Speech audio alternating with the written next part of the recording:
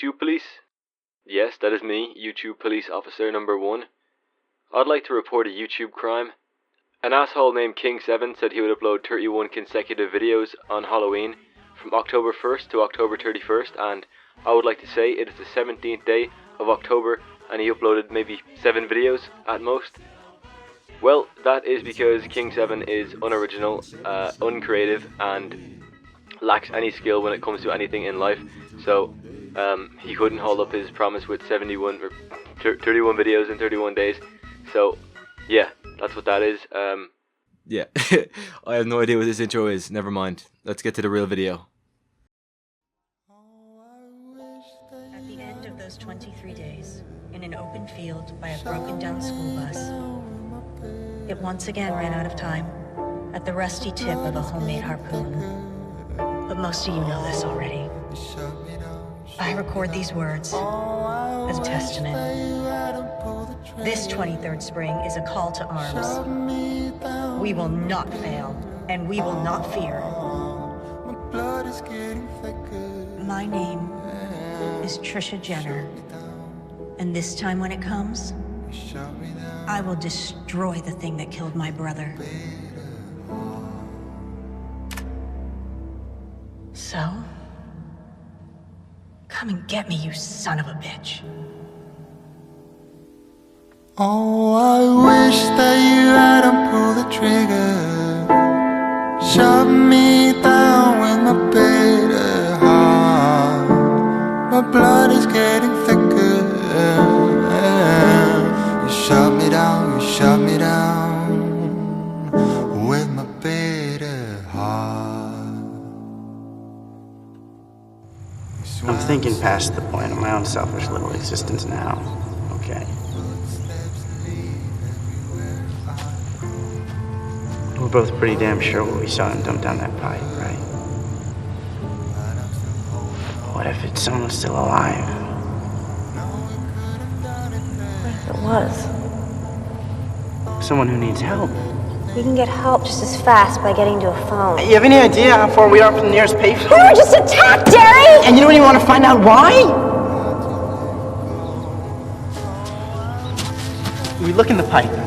That's it. Is this your idea of a little adventure or something? Because this is why girls are smarter, okay? We look in the pipe. And if there's nothing there, nothing we can do, we just drive on home and call the cops. And you know that's what we should do. Bullshit I do. Bullshit you don't! Look me in the eye and tell me you can just drive away. Just drive off, leave who's ever back there. Maybe find out later they'd still be alive if you'd just gone back. Don't try and make this about the right thing to do. You just want to go back there and see if there's something nasty at the end of that pipe. Okay. What if it was you back there?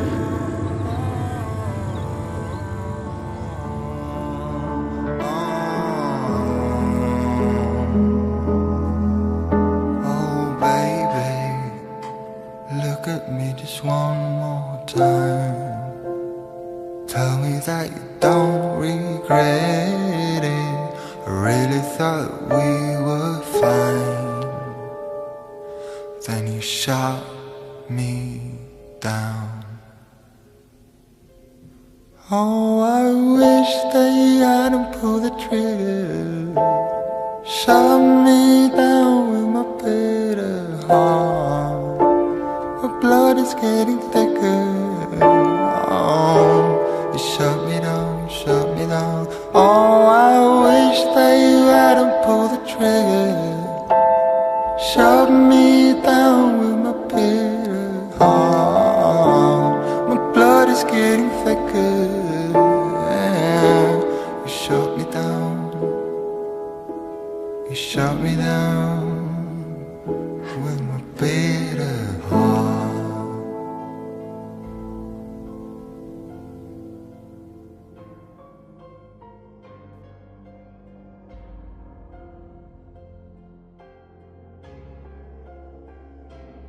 Darry Jenner and his sister Trish Jenner were coming home from college to visit their family for spring break.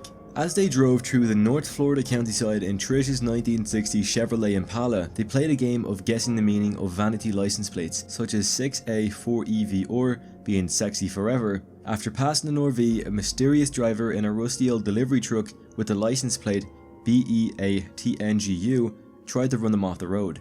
After a stressful moment with Darry trying to convince the driver to go around, the truck finally passed them. Afterward, Darry tried to guess the meaning of the vanity plate, assuming it read beating you. The two then began talking about two students named Kenny and Darla who disappeared while driving on the same road 23 years prior. After taking a bathroom break, they passed by the truck, parked outside an abandoned church in the distance off of the side of the road. A hulking man was there, sliding what appeared to be bodies wrapped in old sheets into a large sewer pipe protruding from the ground. Darry insisted they go back to investigate in case one of the bodies was still alive. Darry ordered Trish to hold his feet while he looked in the pipe. Darry was stunned by a swarm of rats and he jerked and screamed, and this caused Trish to lose grip on his legs and he slid down the pipe, cutting himself and knocking the wind out of himself. After Darry got up, he found a dying boy with a huge stitch across his torso. The boy tried to tell him something, but was unable to before he died. While looking for a way out, Darry found hundreds of bodies sewn together, covering the walls of a massive cavern beneath the church, including Kenny and Darla. Darry found his way out of the church and startled Trish, who mistakenly thought the truck was returning. Trish then took over driving while Darry sat in the passenger seat, not talking. He eventually explained to Trish that he had saw Kenny and Darla and the man had decapitated her and then sewn her head back on. They decided to contact the police when they see the truck pass them by on the way back to the church. Finding a diner, Darry called the police. While waiting on the cops to arrive, they received a phone call at the payphone in the diner. The lady identified Darry's rose tattoo and knew his name. She played the song Jeepers Creepers on the phone and told them that when they hear that song, they need to run. Badly frightened, Darry cursed at the woman and hung up. Darry and Trish were questioned by the police, although they didn't seem to believe the story because it was so remarkable. A diner worker warned Darry and Trish that someone was breaking into the car. They find that the mysterious driver had broken into the car and smelled their laundry. Darry chastises his sister for not believing after his story was confirmed by berating the cops as he was now worried the man knew his name. In order to verify the story, the police escorted Darry and Trish back to the church. Unknown to them, the police received a report that the church was being burned down. While they were driving along, the man from the truck attacked and killed the police officers. Leaving their car to investigate, Darry and Trish saw the man pick up an officer's head and try to eat his tongue. Terrified, they got back into the car and fled. Finding an old farmhouse, Darry and Trish discovered an old lady who has many cats. They pled with the woman to call the police, but she refused to, out of fear that they would take away her cats. While they argued, they noticed that the scarecrow in the yard was alive. The woman, angry that her cats were now in danger, ran and got a shotgun. She shot at the man who inhumanly jumped up and crashed through the roof of her house. Angry, the woman hit Darry in the crotch and ran into her house. After hearing gunshot blast, it appeared that the woman was coming outside of her house, but they saw that the man instead impaled her with a gun. Trish and Darry got into the car intent on fleeing. Trish, however, attacked the man by hitting her with the car. After a couple of tries, she finally hit him. Then she ran over him and over him again, until Darry forced her to stop. Afterwards, they saw a wing appear out of the body and they assumed it's some sort of strange creature. At the police station, they waited for their parents to get them. The woman from the phone call appears and is introduced as Giselle Gay Hartman, a woman who claimed to be a local psychic. She warned Darry and Trish that they are still in danger and then tried to reveal the true nature of the mysterious creature. She announced that it was an ancient demon known as the Creeper, which rises every 23rd spring for 23 days to feast on human body parts, which, upon consumption, form parts of its own body. She also told them that it seeks out victims through fear, and that by smelling the fear from Trish and Darry, it has found something it likes. The wounded Creeper attacked the police station and gained entrance to the cells. After it feasted on prisoners to heal, it was swarmed by police but killed a number of them. Giselle guided Trish and Darry upstairs, telling them that one of them will die, screaming in the dark, while the song Jeepers Creepers played in the background. The Creeper headed towards Giselle and sniffed her, but let her go, heading off to find Trish and Darry. The Creeper finally caught up with Trish and Darry, despite the efforts of the police. It grabbed Darry before being confronted by a SWAT team. Trish, in an effort to save her brother, told the Creeper to take her instead. Darry yelled at her not to be a hero, but Trish explained that Darry was weak, and that she would not fight him. However, the Creeper wasn't interested in someone who was not afraid of him. He flew out of the side of the building, taking Darry with him into the night. Let him go. Just think for a second. I won't fight you. You can take me. I'm stronger. You want me. Drop him. Let him go and take me. You let him go!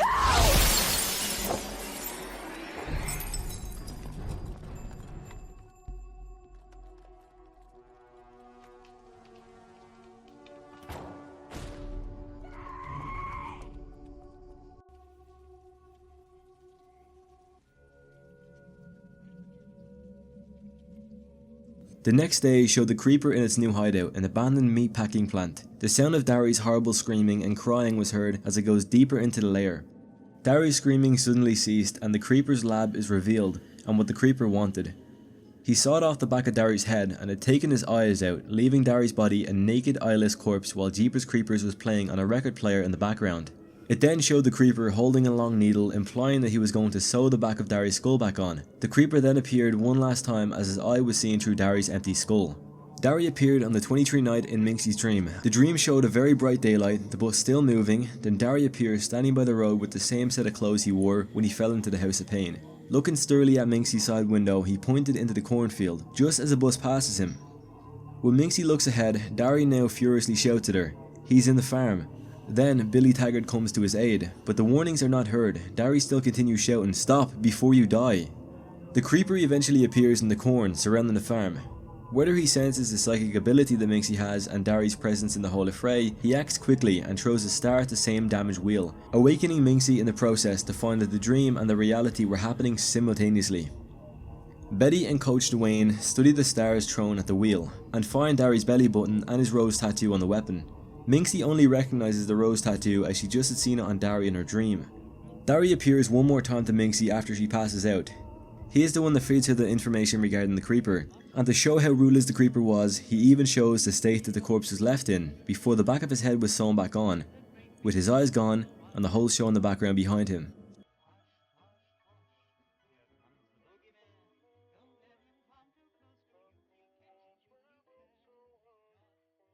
Darry was shown to be a cocky young man. He had convinced Trish that they should return to the church to see if anybody needed help, just after they were attacked by the old truck. Although this might have been driven into his mind by Trish having earlier told him about his selfish existence, he tried to save the man he found wrapped in a sheet, and probably saw how ruthless the creeper was. He had shown that he had the element of patience, being able to slowly explore the basement. This can be seen when he was tying his shoes, given everything that was going on. He was struck to find out what he thought was a bedtime story was actually real, finding a couple dead and sewn up together. He thought it was an old wives' tale.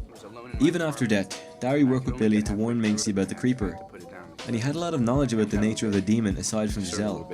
However, Darry is shown to possess so much fear after he escaped the church's basement, the creeper was more drawn to him rather than it was Trish. And I grew up watching horror movies, so it was kind of a thrill to. It was just so bizarre to get to be in one, you know. I am a horror movie fanatic, and I grew up on them.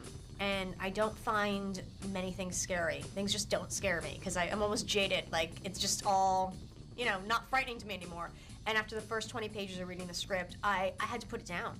I was so scared. I had to put it down, and I had to read it again in the daylight. I couldn't finish it at night. I was so frightened. So right away I said, okay, I have to go meet with the director, and I have to do this. Is this your idea of a little adventure? I'm just gonna look. Hello? My question is, why did you go back to that storm drain? Well, that part's not me. I would have been hightailing it out of there if it were me. What are you thinking? Well, empty you know, road, no one around, well, storm nobody. drain? You know, I justified it by saying, you know, what if it was you back there? And what if it was you back there? Wouldn't you want to?